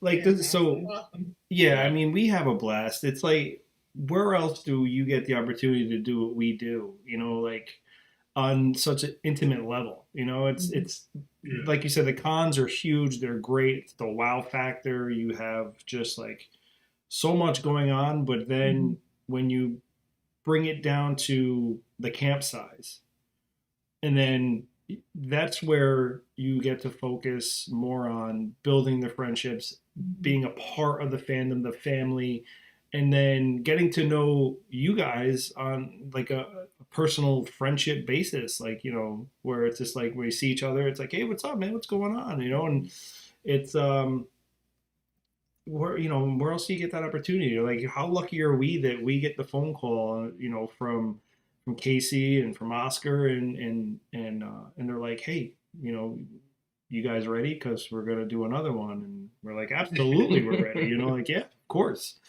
And it's also led to other opportunities for us, Yeah. because people see us at these events, and we've gotten to be a part of other, because they're like, hey, we love what you guys do. We want you to come to our show. Right. And they want, you know, so we've got other opportunities, which, I mean, you know, I had a friend of mine, she was at the camp, and she said, you guys get up there and you do all this. She goes, can you believe this is your life? And I'm like, no, I don't. I pinch myself, you know, because how cool is this that I get to do this, you know? So it's, yeah, so it's just, yeah, the camp is, you know, you try to explain it to people, and it's difficult to explain to them how different it is, you know? And oh, yeah. Yeah, because it really is. It's not like any other con. Well, one, it's, you know, it's Walking Dead focused, and just, they sort of get us a little bit because it's where we filmed, you know, and so there's a little bit like it's sort of like, oh, we're at home, you know, we're a lot more relaxed. We know this place. Oh yeah, I know the restaurant is. But yeah, I really did have a lot of fun. I did what we do with like that escape room laser tag. Mm-hmm. Survive the Night. Yeah. Yep. I was digging it, and then I dug being like, because I did it twice. Yeah. So I didn't help with anything except like I would just shoot at stuff because I didn't know how they solved it the first time. Like, I had no clue. So then the second time I was able to be like, okay, and I was given like bad advice, you know. But yeah, the performers in that thing were like great, you know. I was just like, oh my god, that was a good job. Mm-hmm. So it was, yeah, that's a great organization. I mean, that's a really cool thing. I love that. Yeah, watching that episode where the Eugene goes to trial episode, because Sean was there and he's like, you guys are done to fuck shit up, and I'm like, you know, I didn't know he had said that in the thing, and I wasn't aware that we were saying that now on television. I was like, but I love that whole entire atmosphere. I was like standing against the wall, you know, and I just remember like looking there, and I was like so lucky because watching the show with fans is like the best possible thing that you can ever have. There's like there's no better thing than to watch it where you can feel everyone go, like that fear, like, oh, you can touch it, you can touch like it's in the air, you know. And so it was such a blast. So I'm definitely looking forward to it. I think we got more friends coming back for that as well. Yeah. I'm gonna see who else is around. Hey man, go make some color. Well, and that's so we're trying to, next time we have you back on a panel, we were gonna do like, you know, Cobbler with Cooper, you know, on the panel, you know, hand it out to some of the people in the audience and everything. And I just want to say too that because Becky popped in the chat, I'm glad she did because it segues into this next thing. One of my favorite memories from this camp in October involves you, Cooper. So Becky is one of the volunteers at the camp, and she was with Josh Hamilton, and so she was at where Josh and Teo was at an intersection, and so I have this picture that I've been trying to get you to sign for like 5 years now. And so every con that I've been to that you were at, it's like I would go to your booth and you weren't there because you're at a photo op or because you're at lunch, and so like it just never worked out. But I'm like, guys, this year I'm getting the picture signed. So I had Becky, who was at the intersection, I gave her my number and I said, Becky, the minute you see Cooper go back to his table, because you guys were doing the group Walking Dead photo op, and that line was insane. Oh, that was insane. Crazy. So I said, Becky, you need to text me and let me know the minute Cooper walks by. I said, I need to know. And she goes, okay. And so, like, hours went by, and I kept texting her, and she's like, no, I haven't seen him yet, I haven't seen him yet, I haven't seen him yet. I'm like, damn it. And then I just happened to go get a bottle of water, and there you are eating lunch, and there's Chris sitting there, and I'm like, I'm just going to hang out here. I'm going to hang out here. I'm going to hang out here. And then we were talking or whatever, and then you went to get up, you're like, oh, I got to go back to my booth, and I was like, okay, I'm going to follow you. And you're like, no, I'll sign it right now for you. I'm like, are you sure? You're like, yeah, absolutely. So I texted Becky, I'm like, never mind. She goes, what, you're not going to have him sign it? I'm like, no, I already got him to sign it. She goes, I haven't seen him. And I'm like, don't worry about it. Yeah, I was about to say, is that me? It's like, okay, good, all right. I was like, wait a minute, no, why would I have? Okay. Yeah. That doesn't sound like me to make you go to the booth for me. No, definitely not. But it was just so funny because like I was like I hired Becky essentially to just keep an eye out for you. We literally had a bolo out on you. Like, be on the lookout for Cooper Andrews. He's in the hall. Big Eagles on the move. Just spotted him leaving the banyo. Ryan isn't the only one whose favorite part of the camp involved you, Cooper. When we were doing your panel, and she jumped on me and started giving me kisses, and his little nails were digging into my shoulder, and it hurt so bad. It's dog. I'm not moving. And every day I took a photo of it. That was like my favorite part. Yeah. I'm so obsessed with dogs. Yeah, I think he got trimmed up. I think like 2 days later. That's fine. To get him. And that's how I keep him. That's how he stays my protect dog. Yeah. So jump. Yeah, those nails were pretty sharp. It's a moment a little memento from the weekend. Yeah, remember him. he signed his name. Yeah, I was gonna say he left his impression on Meg.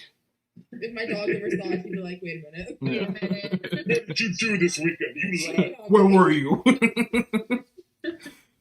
All right, so I mean, I think you want to wrap it up. I mean, going on 2 hours. I mean, we're having 2 hours. We're having a great time. Obviously, everybody else. Mitchell, what's up? Nice to see that you were able to pop in on your break from work. So thank you for doing that. People are dedicated, man. They're just like, I got a break. I need to log on real quick. Well, if there's any questions or any things to like any oh geez, surely there's something we can settle. Like there was like one something we could settle. So you know what? Something we could settle. Oh boy. Are you upset that they waited until the very last season to bring back the Smart Walker from season 1? I feel like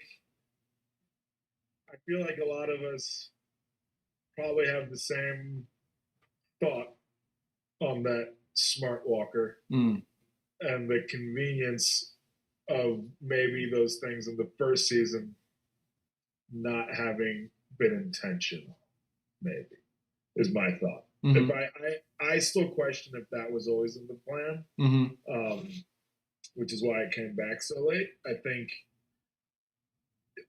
I would have liked to have one of our group who found them first of the new, variant.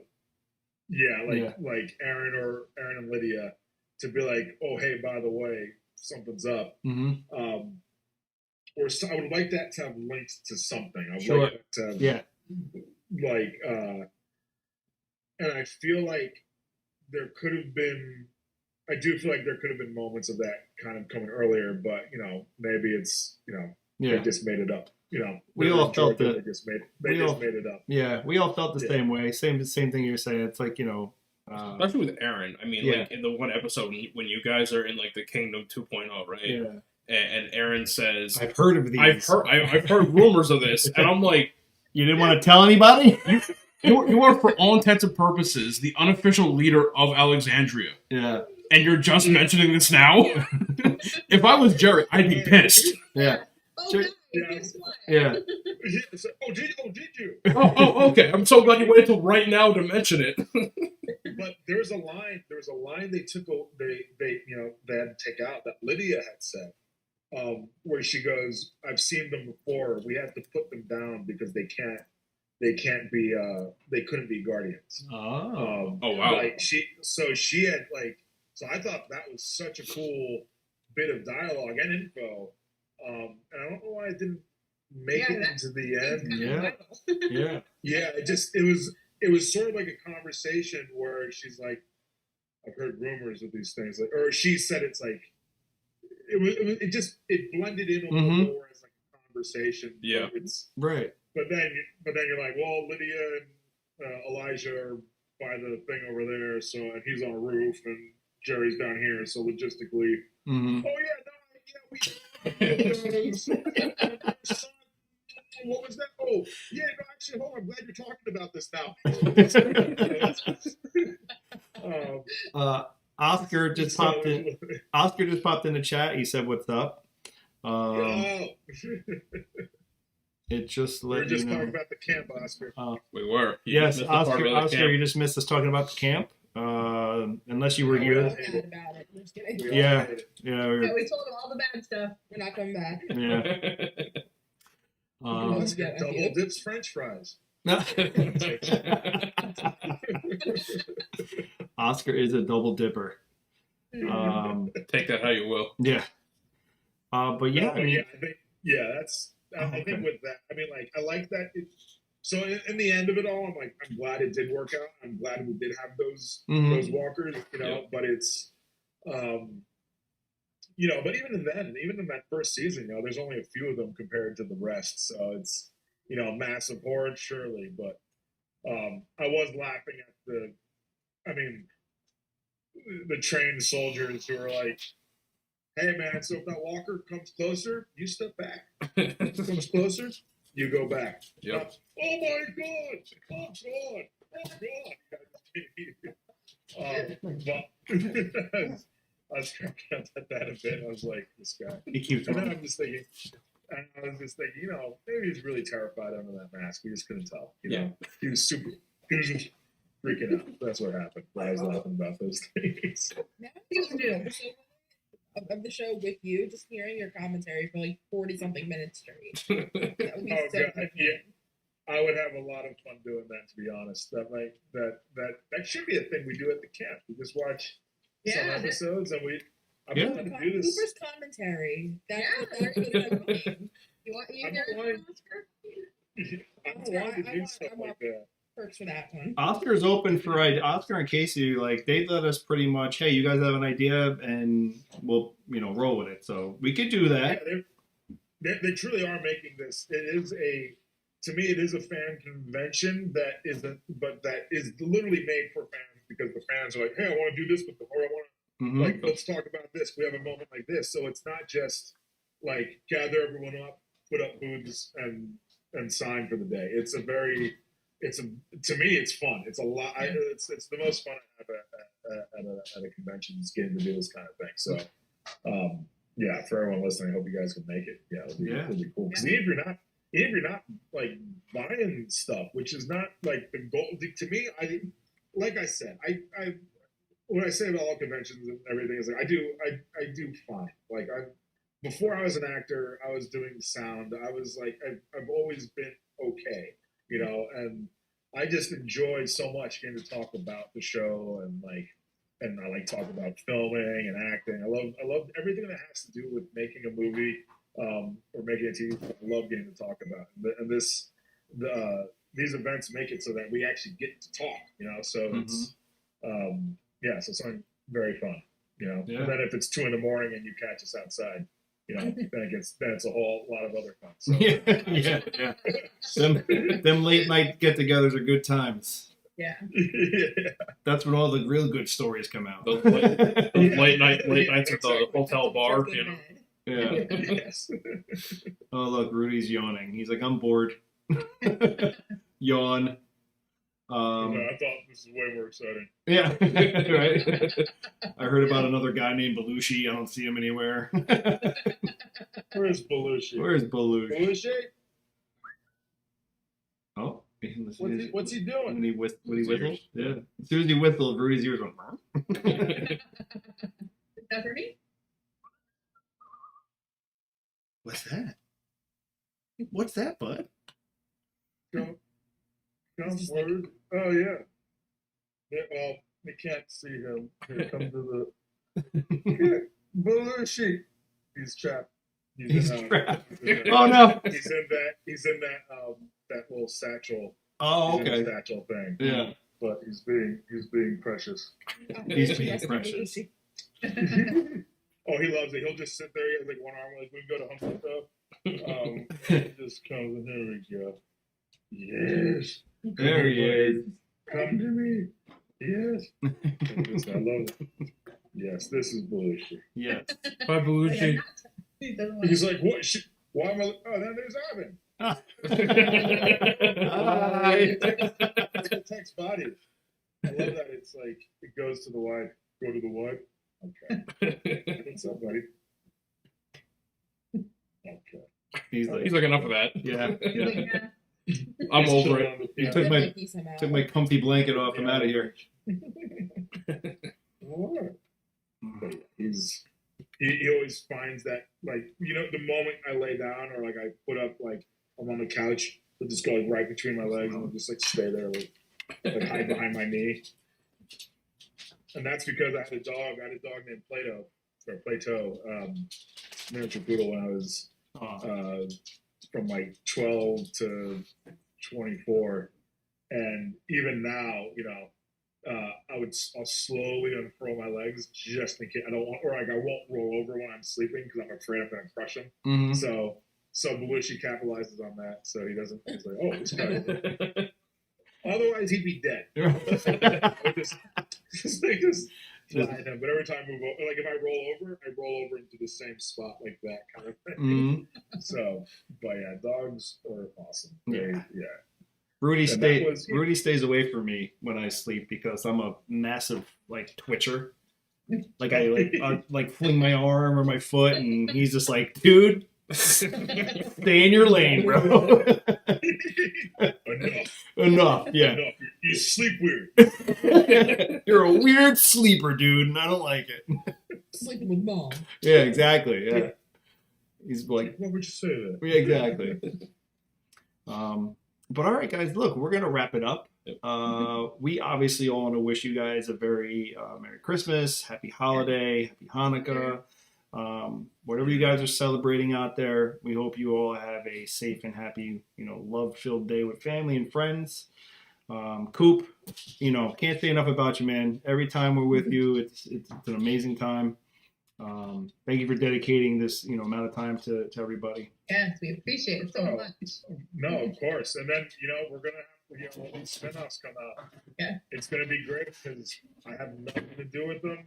I can make all the guesses. The hardest thing about having done podcasts, when we knew what was going to happen and I couldn't talk about like most of everything, I can now pretty much talk about everything. Yeah. So this is like it's very liberating. Like I said at the beginning of this, my stress since the end of it has just gone down. Mm-hmm. Like I didn't even realize I was holding it, you know. But like you know, since 2016, we're like there's always like a 2-week reprieve of not knowing anything of what happens, and then it's like here's what happens for the next season, like more lies. Yeah. You know, so like when people say like, "Are we gonna see any of this?" I don't know. Yeah, maybe. Anything's on the table. I mean, even at the camp, right, in October, we were only a couple of weeks away from the finale. Yeah. And so, like, we had you and OK on the panel, and then we had Josh and Teo, and, you know, and it was funny because, like, obviously you guys knew what was happening because it had already been long filmed at that point. Mm-hmm. And so I was watching your guys' body language, and all of you guys were very, very calculated in your answers and very careful. Yeah. Always, yeah. I'd say at the beginning of every time, like, I can't, like, because we're always like, that's going to cost $1 million if I tell you that bit, you know? So there's always little, like, you know, there's all these little things where it's like, oh, shoot, shouldn't have said that. You know? But none of us are Tom Holland. So, right. Oh, yeah. Tom Holland's Mark Ruffalo terrible. leaving your phone on. Or Mark Ruffalo, yeah. Mark Ruffalo, yeah. Block the official Marvel Instagram. I remember when he was sitting in Don Cheadle. Don Cheadle's like, dude! He's good.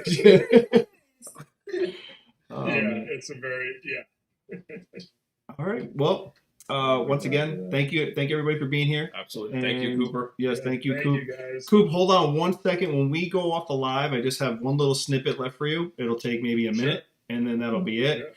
Oscar and Casey, don't worry, we're taking care of you. And other than that, guys, we'll be back after the new year. Yep. We're hoping to kick the year off with another great guest, and we'll be able to let you guys know as soon as we know. And then, just everyone hang in there. You know, there's more Walking Dead to come. Give it some time. Yep. And if you want to keep up on everything with Cooper, please follow him on all his socials. Orange. At Smug Orange.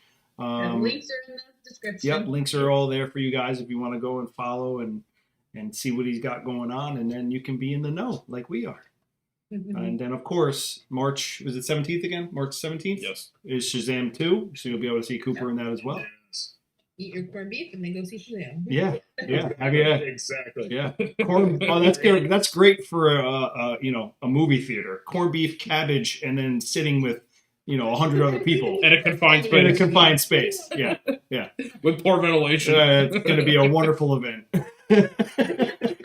Wear green or you'll get struck by lightning. Yeah, or something, All right, everybody. You guys have a great night. We'll see you after the new year. Merry Christmas. Happy holidays. Peace out. Hey, Renee, Chris, and Ryan going live. Best podcast, Beauty and the Beast. Sit back and catch a vibe. Oh yeah, we talking zombies and apocalypses and all those things you like. Going beast mode, and if you didn't know, it's Peter Z up on the mic. Whoa, hey, TWD family, grab the snacks about the pantry and subscribe and like if you can, please. Or those walkers eat you like some candy. Hey, okay. You at the right place at the right time. No one does it better, that's the bottom line. Beauty and the Beast, this is prime time. Let's go.